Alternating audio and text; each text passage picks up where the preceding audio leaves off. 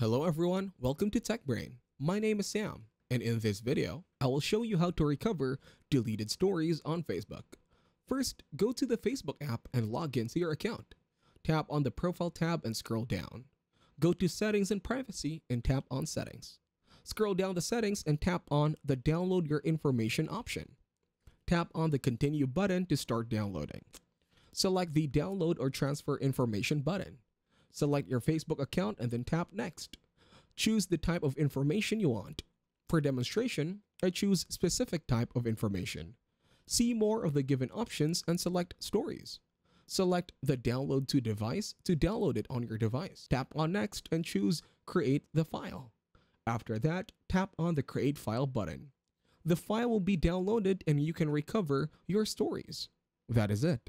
Thank you very much for watching. Please make sure to leave a like and subscribe to our channel. Have a nice day.